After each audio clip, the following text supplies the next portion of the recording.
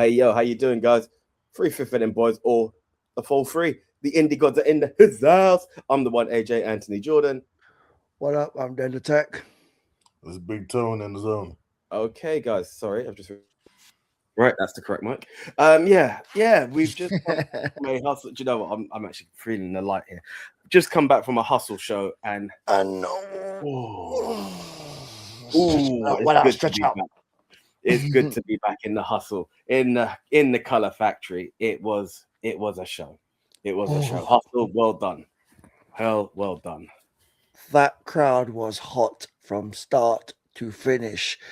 I was watching the decibel meter in there, and it peaked. It hit one point at 104 dBs. Jesus, if you know what that is, that's. Did you not say 112 at one point? 114. 114. Yeah. 112, but I watched it back. I kept watching it after that. It was over 100 the entire time. The crowd was hype. It was something.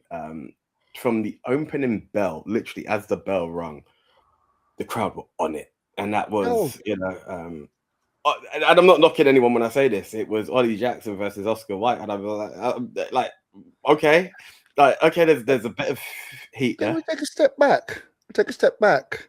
You're talking about from the opening bell. It was hot from when the host came out, from the ring announcers came out, from the Ollie, oi. They made a mistake today. They mentioned football in a wrestling ring and got booed for long. Go on Instagram, you can find that video. My gosh, they got booed. But you know what? They're good enough because they saved it, brought it back, got the crowd to start cheering again. But from that moment, never stopped. Yeah, it was something. My ears are still ringing, if I'm honest with you. My throat is just about here. Look, I know that at one point, Tone, you mentioned how there's something we can do to talk about the different indie shows within the UK give a different vibe. Hustle is one that is it I think, especially with the location, the Color Factory gives it that kind of grungy effect. It's not as extreme as ECW, but it has that ECW heart and spirit to it, and the crowd are just so immersive. It's just unreal. A lot of Hustle fans are going to be like, of course it's been there. For us, this is the first time we've seen the balcony the whole way around, and it just means like extra people seating, and it was just awesome. It just really had an atmosphere that was like, yeah, it was good to be back. It's good to see the growth as well for Hustle. I was all over it. Yeah, very hardcore, lively crowd, man. Hustle never disappoints, man. It's like a local area show, but it's just got the magic and the fire of like all of London combined, really. Out of all of the shows we go to, because we go to a lot of different companies, man, this one is the one with the crowd that seems so passionate, all the way through. Yeah. And like today was like no exception. No. Every show has its difference. So that one has that has that. But the Hustle, they always ask who's the first time here, and you usually get, it's crazy, but at least 50% is the first timers. And like when they ask the first timers, how many people here seen wrestling before? And it's like, oh my God, it's not a lot of people that seen wrestling. Well, just decide, let me just go watch a wrestling show, and they choose Hustle. It's nuts. Where like other shows are like, we have the regular fans that come in to watch it quite a bit. You got another promotion in Clapham Junction that does that new vibe as well, but the crowd is not. They usually, we try to own the place. There's no owning the place here. Everyone owns the place here. It's just non-stop. Yeah, it's gold. It's gold. It was gold. So well done, Hustle. As part of the Indy Gods prediction show, it said prediction show at the beginning. It's more of a review and a recap because we didn't really have the card, so we just saw an entrance, we picked, and we went for it. One that was advertised was Oscar Mike versus Ollie Fern in I believe it's a grudge match of some sort. And as I said, from the minute the bell rang, it went down. For my infinite wisdom, I decided to be GN1 till the core, and I voted for Oscar Mike. Yeah, exactly. Big up then. Big Tone went for Ollie, and secured the first point of the night. And also then, you went for Ollie, isn't it? Of course I did. That's what I said. Yeah, I was the only one. That's it. Yeah, because And for Ollie, and you're like, oh, why? They went, come on, man. Donny and Oko, it's gonna be Ollie's going over. I know it shouldn't be nothing to do with that, but that was my reason for that. But plus the fact that you can't open a night with a guy a being heel victory. yeah, you gotta start the crowd hype. I Hence mean, the you could question. have like with GM1, them being a group. You could have done the various means, the teeth in, does have a get tripped up or whatever. A plausible way to lose the match. Yes, true. My thing is, a lot of first timers coming to the show going, wait, a woman and a man fighting, and the man beat the woman up. I'm going for that. Oh my God, the woman win, and the woman's the one cheering. That's why I actually asked, heel or face in this? Oh, face? That's it. I'm going for her. Yeah. Yeah. Ali, she did take a hell of a lot of bumps in that match. The ones that just had you like, oh. Yeah. Oscar Micah's, dare I say, leveled. I remember seeing him at where was your I want to say Woolwich Works. Rich Mix, and I remember us having our Titus, our Darren Young jokes back then. From that guy to this guy, it's a very different man. He is. Everyone stepped up. He's from there. Yeah, hustle has leveled up, and I just want to put props out to Ollie while we're here, because let's break it down from Ollie Fern to Ollie Jackson. Ollie Fern being the aspiring painter who came out with a paintbrush to this new gimmick that is Ollie Jackson. It just works so well. It works. Love the attire. Well. I think love the new attire. Love the attire. The bit of a badass. Yeah. Anyway, I was a fan from Adi from what I seen, what she did to. First class flyers. Oh, you mean that purpose? Yeah. Sorry, she called that. Yeah. That one when she beat the crap, there was no pulling punches. There was like a slap that I know that guy's face is still hurting to this day.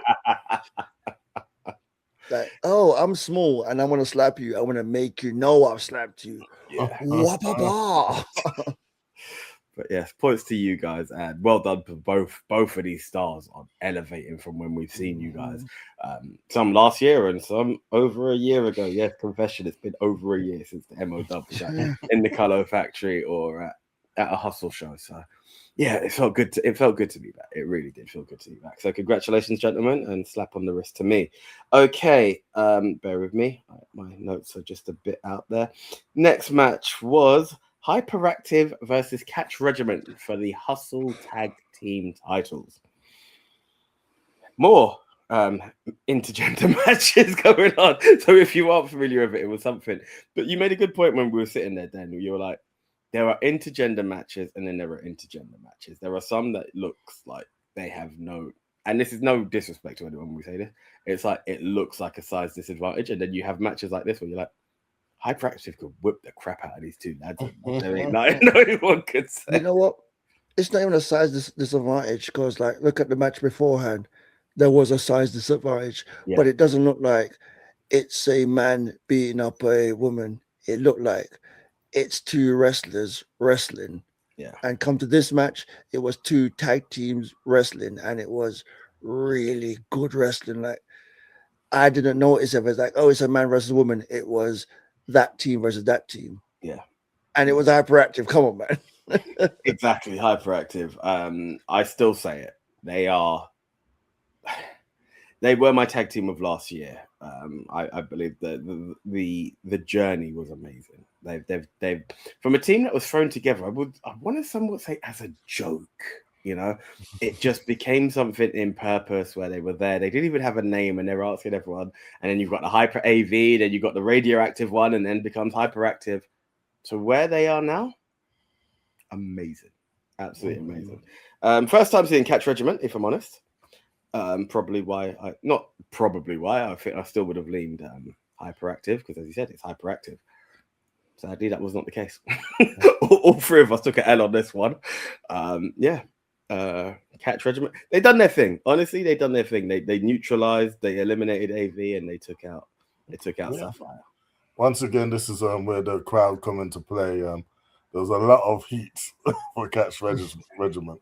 Catch Regiment is a cool name, by the way. Like, you know, I think what they're going for, coming out into, like, you know, the trench coats as well. And they put on a solid show, man. Like again, once again, the ladies took quite a few bumps that made you say, ooh, especially Sapphire. But it was a great back and forth as well. And like, to be honest, like they're supposed to be the heel team, but they just literally out wrestled Hyperactive. Like they set them up. They did some classic like heel switches that you would see from the 80s. And like, they got the 1, 2, 3. Shocking stuff. Yo,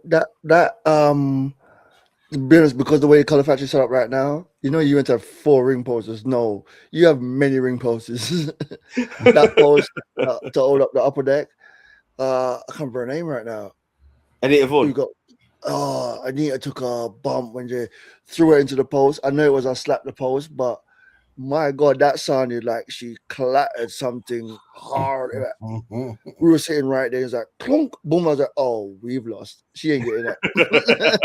It was like, and Sapphire had already given that last breath kick out already. So I was like, oh, this ain't looking good.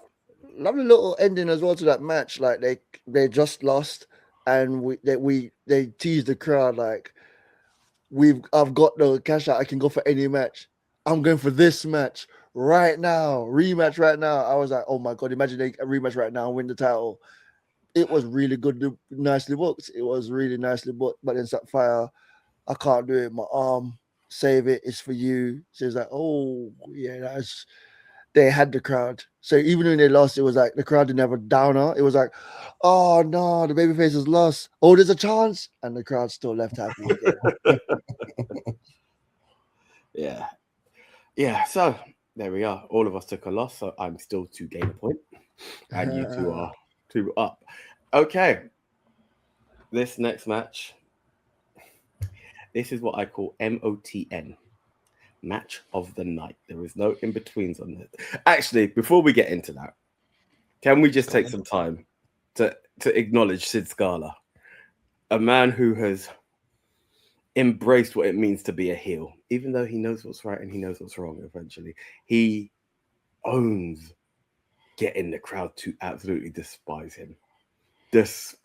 Well done, Sid.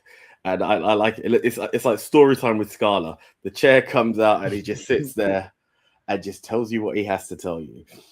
Even picks on a fan and talks about why this man is unhappy in life and everything. Oh, beautiful. What I love about it as well is he does that great heel thing, which is meant to be, he doesn't think he's wrong. What he's doing is right. Like, you got heels that's like, I don't like you because you are like a foreign heel. No, he's saying stuff where you're like, boo. Actually, he's actually saying sense. But no, I meant to. No, it's one of those ones. But also, I love who came out. I was shocked who came out, and I'm Ted Saban. Loved it. Yeah, Ted Saban came out, and I was like, yes, give Ted a push. I've got to admit something. First time ever seen Ted. Big Tone, you were there, me and you together. And he came out the ring and he stood up next to us and we were sitting down and I went, oh my God, he's so small. And he flipped at me. And I was like, oh my God, I'm so sorry, but he was really pissed off because I just called him small. Not knowing, because you see a small wrestler, you just think, you're meant to be a high flyer, stuff like that. By the second time I've seen him, he won me over. Easily. I judge way too quick. Yeah, I said like put on a masterclass as a heel there. And to be honest, like, some of the big companies could do with just watching, like, him just talk. Because all he really did was just gaslight the crowd and basically talk about, you know you're wrong because you're secretly unhappy, putting words in people's mouth and stuff. And he does it so calm, without anger. To a rational person, you could actually be like, oh, he's having a sort of a debate with us rather than putting us down. And like, obviously, we all know that he's full of crap, which is like so funny and so impactful. And yeah, it's good to see Ted come down and be the hero of the hour. Like, we're a great Ted fan anyway, man. Like, I've seen this guy in so many promotions. He's always showed love. And like, yeah, I'm happy to see him in this position. And hopefully he kicks Sid's ass because he deserves it. Kicked his In head off. Yeah. Next month be a thing. May the 7th. May 7th. Yeah, May 7th is I did look, but I don't want to fall back into 2023 again. Let's not bring up that year. That's a dangerous year.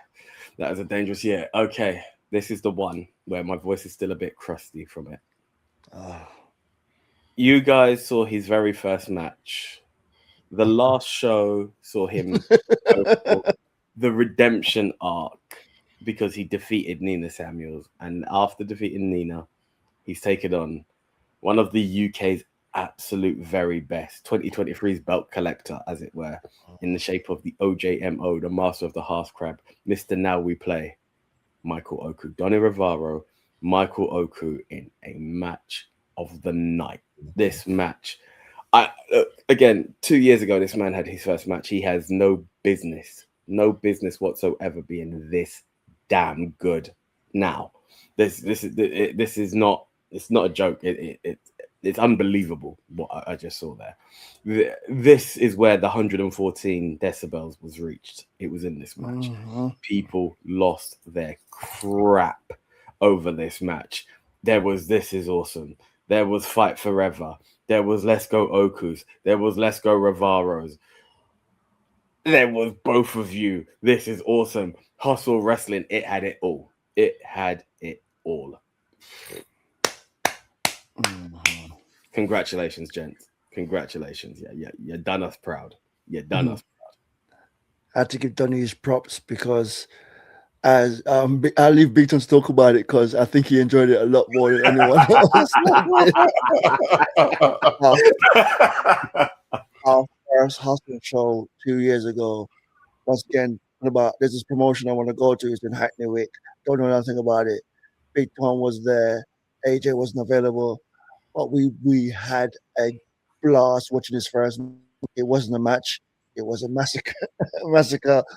But yeah, after that, we watched this guy level up. And it's just like 2 years later, he's selling in a way that he's got that babyface look. Like he looks at you, like he looks out into the audience and looks in your eyes and like, help. Like, he does that reach out to you, that help, where you be like, oh my god, he's got that babyface shine, and he's been I've seen other company as a heel, and he's got that as well. So, yeah, and then the look, I said to him on the night, one of my pet peeves for wrestlers watching them wrestle is when they're doing the 3 count and they look at the ref's hand to see the 1, 2. I go, I know they're gonna kick out. Everyone doesn't notice, but people like me notice. I can't stand seeing that. Then he doesn't do it. He listens to the cadence, even with the crowd that loud. He still listens to the cadence and gets it, kick out. And there were some near falls. Like, the match is over. No, it's not. Oh, what a match. So someone had a phone out recording that, and he's right below me right now. So I need to see that match again. If we take it all the way back to that first match, like you said, our first hustle show, and again, like, you know, our second exposure to Nina Samuels, but like our first to Donny, and that was his very first match ever. And boy, did Nina whoop this guy's ass, man. That was a beating for the ages. I'm sure you can go back on the retrospect to look at that beating. That was a beating of a lifetime, and then that was funny because we was talking to Nina after. She's like, "Oh, he did so well in that match." Like, all right, yeah, he did. Being a bit of a door back there, but like then to see the growth, the continued growth, and him taking on names, and like, you know, he has admonished us before for missing some of his big matches. Like we missed him take on Trent there. There's no way we're gonna miss him take on Oku. And like all I could say from that is that he has come a tremendously long way. The smoothness of that match, like not to put a dampener on anyone else's performance, because obviously being a professional wrestler is one of the hardest things you can do ever. But like, I would say everyone at some point in the night may have had a little bit of a slip up on that. Nothing to be like, you know, take notice of. But then too, no. The smoothness, it was buttery smooth, man. And like they really had you at some point. You thought the match was over. It wasn't. And like when they could get you like that, like they had everyone on like just the edge of their seat, the energy going. Like that's the loudest. I think that's the loudest I've actually ever seen the Color Factory for one given match, and we've seen some giant moments. 114 decibels. Yeah, 100%, man. We've seen like Mayweather's when he like turned on Cassius and like everyone went crazy for that. Like, you know, we paid for our table that night, by the way. We pay for our table. We pay for. But ultimately, like, yeah, look, Michael Oku, man, he's one of the biggest stars, like, in the UK, if not the biggest, like, indie wrestler on the indie scene. I was a bit surprised that that match didn't go on last. I would have thought it would have kind of felt it deserved to be, because like not only did it have like a star of such magnitude, but like the match itself was by far the best of the night, man. And like I just feel like that sort of did a bit of a disservice to what came after it, but that's me. Look, it's weird that you can sit. Look, I know a lot of people will watch Wrestle Kingdom and they think they've got their match of the year in January. I get that, and I would have loved that. We are the 3rd of April, and I shook Donnie's hand and I went, "You're a contender for match of the year." The ebbs and flows, as you said, the buttery smooth Teflon, nothing stuck to these guys. It was just, it was beauty. It was absolute beauty. Near falls on both ends. It wasn't that one man had the upper hand over the other, and then it was that you know, one got heat, the other got heat. They both. Oku took a slight heel turn, but you know, attitude, should I say, not even turn, because no one really cheated. It was, they just played it perfectly. That was, yeah. It look, I say it now, it may not be my match of the year, but it will go down as one that needs to be mentioned. It's not something in December you'll just be like, oh yeah, they had a match, I forgot about it. No. I encourage anyone to find a way to watch that match. If you missed it, you missed out. I'm like, Oku definitely had the spot of the night, man. Because you know when he goes and does his running flip outside the ring. Now normally he will like land on his back or something, but this time he landed on his feet like a cat. And that just high five so after cool. that. That looked like some superhero stuff right there, man. And like, you know, I knew at that moment, look, this guy, he's the guy, man. Yeah, but they got us after that. Like, you know, after he did that, his backflip, his flop, his go over the ring. We're like, right, cool. Oku's taking this, and then Oku went up for the frog splash, and then Donnie just got up and superplex him, and we're like, oh crap, Donnie's gonna take it. And then it's like, that's gonna happen. It's like, oh, Donnie's gonna take this, and then out of nowhere, it just, even when Oku did it, he did his frog splash onto his back, come over, did a frog splash onto his property, then went for the half crab. Donnie had that look on his face, and he was coming to the ropes, and we're like, he could still grab the rope. This could still be carrying on. He had 2 frog splash, and he's going to, when he dragged him out, I was like, he's not going to tap. And he was reaching for the other rope. Then he cinched it in. I was like, The minute he sat into it, I was like, oh, yeah. Sat into it, I was like, but my God. Even down to that point, all the way up to there where it's like, it's that point where you just say, it's obvious it's over. We're still like, is it over? My God. The palm of my hand is still in pain from when I slapped that table. I was like, don't tap! Don't tap! No. Amira, give her props. Like, Daddy, I'm with you, but I did want you to tap for a very specific reason. Nah, congratulations. I put Oku to win that match. Yeah, congratulations. You picked rightly. My heart was in it. I look, I'm saying it now. I don't want to see Donnie versus Roth because I'm GN1 and I'll be split again. But Donnie has hustle gold in his sights. I'm telling you, it's not far. It is not far. And that match just showed he can hang with anyone. And let's be honest, your first match is against the legendary Nina Samuels.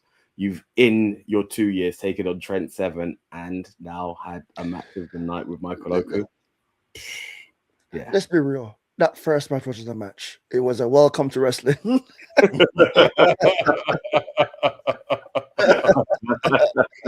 Boy, did he get welcomed. Yeah. No, But the who future. picked what in that match? You and I both went for Oku, for Donny, and Big Tone. Can't you just go with the mistake you made and say we went for Oracle and then the Booker Man? His new name, by the way, everyone. It's not Big Tone. It's Bookerman Tone, right? Because he has to be. I don't know how he's getting everything right. No jinx me, man. Listen, there is no jinxing you. We are. So I don't like to talk other promotions, but I'm going to talk it very quickly. We watch a show online. I won't even say the name. We watch a show online, and Big Tone's not always been able to catch it. So me and Den have watched this show continuously. Big Tone just sends in his predictions, and he is getting everything right. And we're like, no. And we're watching the stream. Backstage. He's backstage. He's backstage. That's why he couldn't make must it. be backstage. No, he's backstage. Cool. There's no way. There's no way. Backstage booking. All right, you're gonna go out. You're gonna do this. What did I pick? Yeah, you're going over. Yeah. On this one, the other two went against me. You definitely need to win that one. Like, what is going? Who are you? It's your first ever match, and you are 17-time champion, but I picked you to win. So sorry, 17-time champion, you're losing. I guess I just tried to envision the logic of a bucket. Well, it's working. It's working. It is working. Well done to you. So yes, another point goes to Big Tone. So right. Is that 2-1, 3-2-1? No, it's 3. 3-2, none. At this point, I have no points. Right. Thankfully, there was an interval, and that's where I got to throw this up one more time. And this time it was in my favor because we talk about Adriano. What is it? Is it the Lion of it? I can't remember what it's called. Yeah, it's the Lion of Rome. Yeah, took on the Wolf of Bull Street, Mr. GN1 himself, the hustle champion. I can't do what Liam does, so I'm not even going to try. But yeah, everyone needs a hype man like that in their life, man. Honestly, amazing. Honestly, I know this is well out of it, but I'm going to put it here. And right now, StreamYard does this thing where it generates a clip. I need StreamYard to really pay attention to this because I'm going to tag WWE on this short. Obafemi, you need Liam Massett to call you out at WrestleMania because the same way Paul Heyman's going to do his Brock Lesnar crap, we need Liam to intro Obafemi. He is the hype man of hype mans at the moment. I would love to see him go mic to mic with Heyman.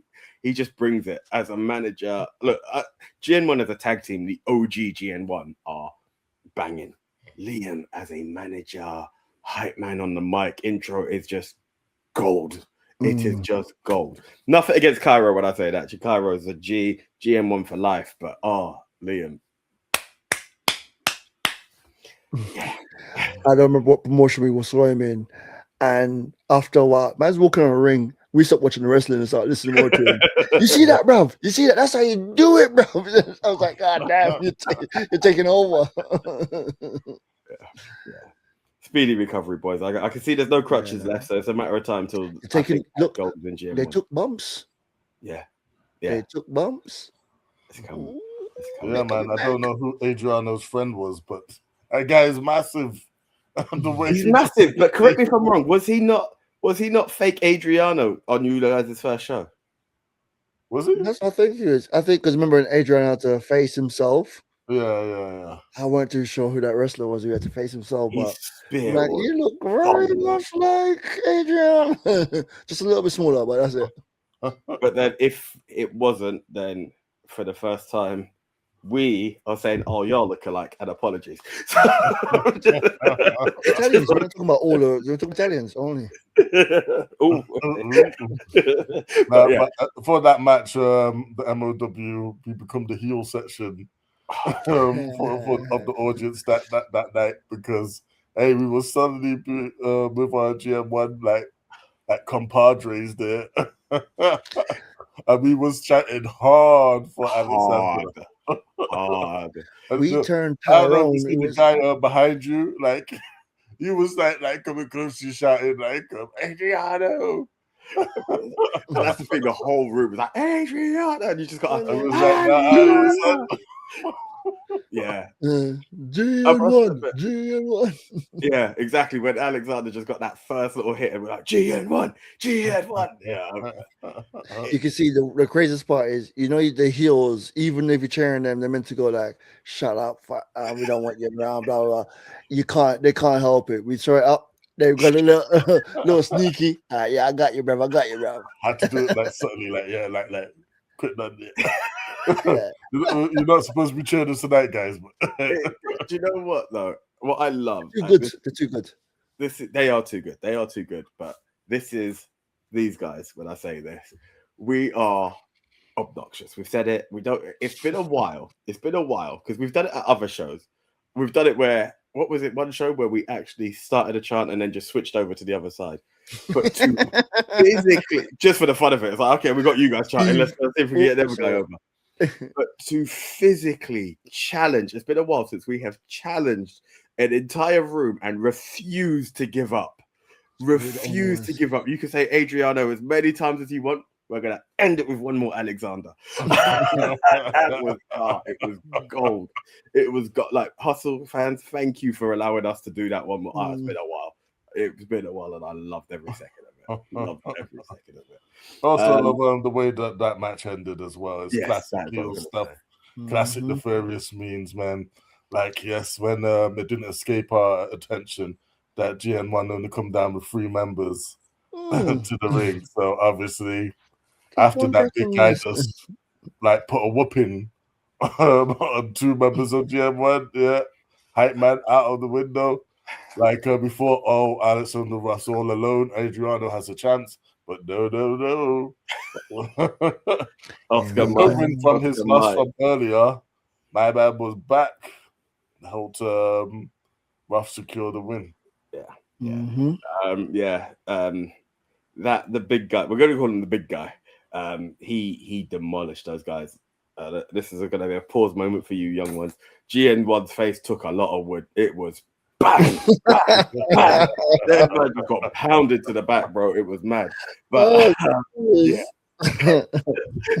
it was crazy. He cleared them, but just out of nowhere, boom, Oscar for the assist, and Alexander Ruff still your hustle wrestle champion. But yeah, he ate a spear for his troubles as well. That was big. That was big. And guess what? More than anything, my first point of the night. Hey, who do we all vote for? But it was my first point. So yes, we're at what? Enjoy your 1, 3, 4. 1, 2, 4. 1, 3, 4. 1, 3, 4. Yeah. Then again, this is when you know that there's a booker man. So I don't like to talk other promotions, but I have to bring it up for this one, right? So we're in a hustle arena. The lights go out. The music comes on. I'm hearing Feeder. I'm like, I know that song. I'm like, huh? There's a cross promotion? Right, Cabaret? No. It's a young upstart. I didn't even think that. What? What's going on here? But yes, young upstart Craig Taylor took on Damon Atlas. Big. Took my big. Look, the future's bright for Damon Atlas. I'll be honest with you here. On looks, I knew Atlas was going to win. Because we just had a heel victory, I'm like, no. Craig is going to win this one. Same thing. I was like, heel victory. Then as soon as the match started, I went, actually, the face got their comeback, but I can't change my mind now because the match has started. Yeah. Big Tone made me laugh because Big Tone had gone for Atlas. This is why we know he's the booker. But Big Tone's statement was, yeah, look out for the small guy. He's going to show us something. He got demolished. And then all Big Tone does is look over and go, did you not vote for the Power Ranger? He set us up. The booker man told us, I'm booking this one to win. Cool, they picked that. Change my booking. He's probably texted in the back, like, yeah. Yeah, because at this show, he was there. You know, someone was late to the show. He was there arranging and organizing what was going to happen. I see what's happening now. Then he had to come back downstairs, go around. He didn't even scan his ticket. He just came down some stairs. the crazy part is he came from the backstage area, run around the ring, went outside and walked back in like, yeah, guys, I'm just coming in. Oh, no, you guys are on to me. You're on to me. How come you got no jacket on? Someone passed me his jacket from backstage. What the? Nah, you know what? I didn't expect like that guy. I called him a pirate because he actually, his tights did look like the Blue Rangers outfit. With the diamonds and stuff. I thought like, because the way I see him get on the rope and everything, I thought this guy is athletic. I thought he was going to show us some stuff. Unfortunately, it wasn't to be this night. He came out to because feed all that he and he really got showed us was like, you know, how fast you could get beat in a match, man. Because my man ate the most nastiest brainbuster. Yeah. And that was it. Yeah. Mr. Atlas proves that he don't get paid by the hour. And I'm just saying this now. Look out for Damon Atlas, guy. Yeah. I love the fact that he came out. I made my stupid being a heel fan remarks. And oh my God, this guy looks like he actually can do something. Hustle, you did it again. You make me judge someone wrongly and then see them and go, yeah, I should shut up and wait till the match is actually over. Yeah. So well done. Big Tone again. This is ridiculous, but it is. I know. How can man have 2 points ahead of second place? Oh wait, just like second place, 2 points ahead of. Okay, I get it now. Big Tone, I'm starting to learn. Oh no, is AJ just not good? I don't know what's going on. Well, actually, well, I'm still behind Big Tone on the main fucking prediction. Yeah, I'm not always last. But anyway, now time for the main. What time is it? Hustle time. What time is it? Hustle time. No, it's time for the main event, y'all. It was the returning Tony Lockhart teaming with the Neon Explosion. That is Cassius taking on Tony Harlow and mystery tag partner. I'm not going to lie, and I have nothing against the mystery tag partner who came out. I wanted Nina Samuels. As an MO dub, we were like, it should be Nina. Nina has beef with Cassius in Hustle, especially when Sandra Spitz came out, who was quite funny actually. Sandra gave some good comedy. Maiden name was what? Spitz is the maiden name. Married name, Swallows. So I don't know who the fan was. Spitz had some lines, man. I don't know who the fan was, and I don't know what they said. All I heard was F you too, darling. And I was like, you just shut that person down so quick because there was no comeback. But yeah, Sandra was Tony's fairy godmother and found him a tag partner who hates Cassius as much as Tony does. And that was a Cat Beach. The Supreme Leader, Rocco Garcia. Look, it was fun. The match was fun. We all voted the same way. I got the result I wanted. Cassius is gold. Cassius is gold and forever will be gold. I think Tony Harlow could actually be the perfect foil to Cassius in terms of energies. I just don't know if it needed to be a tag. I'm just going to be real. Everyone played their part. That's nothing against Alexander Lockhart when I say that. It's nothing against Rocco Garcia when I said that. I just feel like the feud had such a focus in them two. I understand it. They didn't touch. Yeah. I understand it was the comeback. I understand it's the comeback for Lockhart. It just... But no, it was fun. Listen, we didn't stop chanting. Look, there was it. As we said, from beginning bell to last bell, even before the beginning bell. Look, I think Rocco, man, I was personally happy to see him come out because again, like, you know, this is a big dude, man. And when he was in the ring, he whooped some ass.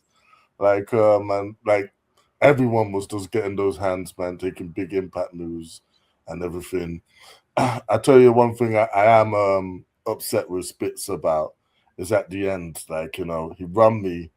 I've seen a beat down when Toby got the baseball bat and he's about to do a number on Cassius, and like his partner there, but he got stopped, and I was like, "Oh, come on, man!"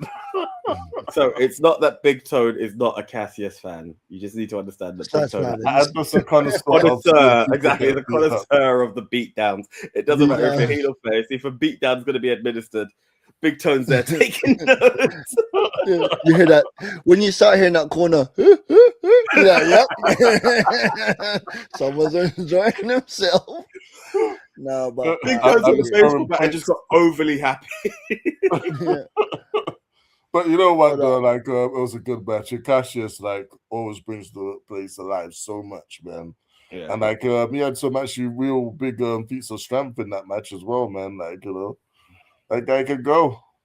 Yeah. I do want to give props to Alexander Lockhart, because when we first started the Pussycat B chant, we had Tony Harlow just so close to us because he's on that corner. I was like, that's so old, it's so over.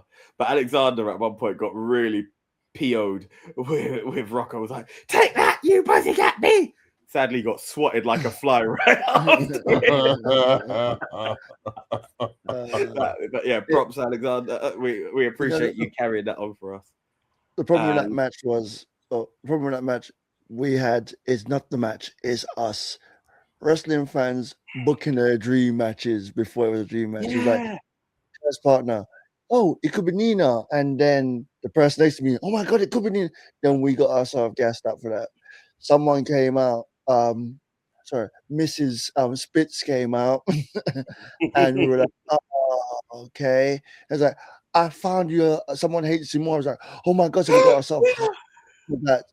So then if we didn't, we would have been happy with what we got. But because we booked a match in our head, listen, fantasy booking will happen in any promotion, and it will. We're fantasy booking and getting all excited about someone sitting back like, guys, wait till it comes out. No, because they're the booker. What's cool with it from day one? So yeah, it was it. But it was a good match. Dissension in the ranks. It was a good match.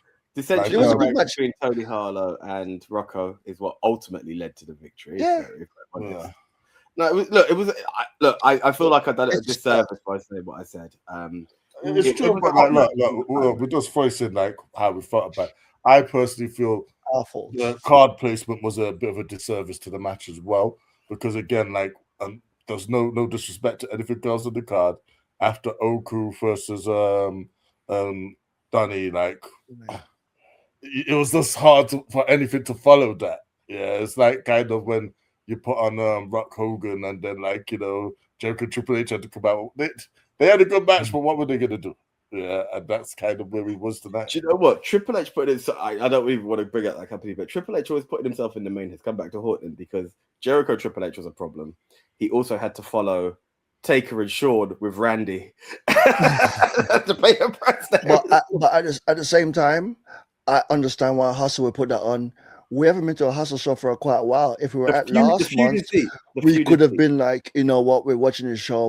Like when we first started, Cassius and Rocco was feuding, and the difference was Rocco had the title.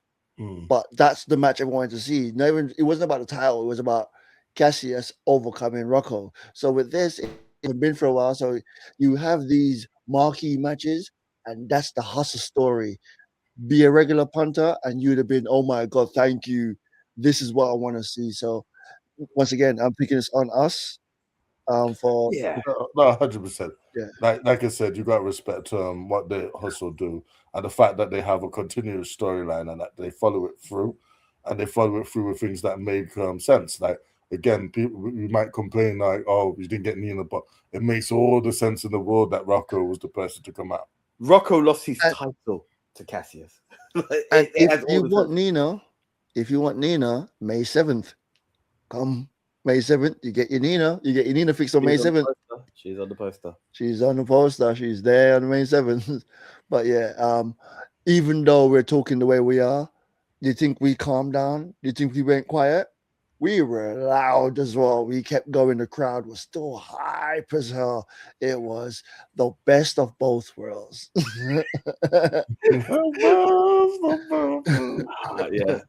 Cassius, look, Cassius is gold wherever I see Cassius perform. But in the Color Factory, is the home of the Neon Explosion. I think Cassius and Nina exists in Riot. Cassius is the heart and soul. You get the heart and soul of a show. That would explain why he's main event. Yeah. There's just something about Cassius coming out that just has the whole arena. I keep the factory. The factory is just explosive when Cassius comes out. The killer part is when we worked at Cassius at my venue, and he's like, "Hi, it's me. Hi, this is Cassius. Oh, my name is. Don't break it for me. You are Cassius." Yeah. Oh, amazing show. But guys, look, this is the MO dub, and look, the show was so exciting. We've recorded it tonight, same night, done. Obviously, you're seeing it the next day, but it was gold. It was gold. Hustle. Honestly, congratulations on the growth in fans, the growing of your homegrown talent. I'm aware that Hustle is a gym that trains these wrestlers on the come up, and they are mainstay names now. These guys they're here, and I look. This is us from a perspective of this. I'm sure Hustle have made many stars. I know Kit Wilson was down there not too long ago. I'm not too sure if Kit actually trained at Hustle Gym prior. Bailey has come down to give people teachings at Hustle. They know what they're doing. Paul London. Yeah, Paul London was down there. Exactly, Paul London was just here not too long ago for Hustle. Look, there's a lot of great stuff going on at Hustle Wrestling, and it not just because we're not there doesn't mean we're not looking in, guys. And that goes to all these promotions that have seen us once or twice, and then it's like, well, where's the ministry gone? No. As Dan says, 2023, even 2024. Yeah. Brit Wrestling saw more of my bank account than I did, and we just have to recuperate. Like 2025 was the slowdown year. Yeah, I'm gonna find out how much I spent in 2023 for wrestling, and see. Wow. Yeah, but how many times AJ popped up in my list and it just come across wrestling tickets. There was a point I was known as a dealer because every time we say it's the last show, I was like, okay, what are you guys saying? And it just goes into a group. And yeah, these two, this is why the Indy Gods was created, because we kept looking at each other going, and I remember I just for jokes when I was like, oh yeah, not going to do that show. Grado's going to be there. Now me and Grado are best of friends. I remember whatever the pay-per-view was for that. I think it was Mark Andrews Oku. And I was like, okay, buy the ticket. It was, yeah. Big Tones at a show going, oh my God, that guy just got punched in the face. Let me record that.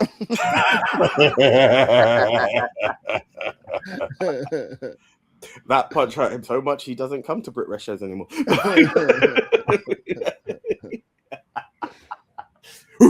Sorry, the war dog in me came out. But yeah, guys, look, no, Hustle, just want to put it out there. You may not have seen us, but nothing but love to you guys. Keep doing what you're doing because the growth is exponential. I love the Color Factory, but I do believe that it may work somewhere else. Because that's how much. Man, only if they go to someone that can wool, at the Arsenal or something like that. Anyway. But anyway, that's more fantasy booking from the MO dub. But guys, congratulations, Big Tone, on your victory on this one. Dan, congratulations on your second place. The one AJ is third. I go figure. The first loser. Right. So until the next time, I am the one AJ Anthony Jordan. Dan the Tech, wrestling fan that loves indie wrestling. I'm Big Tone, out the zone. Thanks for watching, people. Peace. Guys, we out. See ya.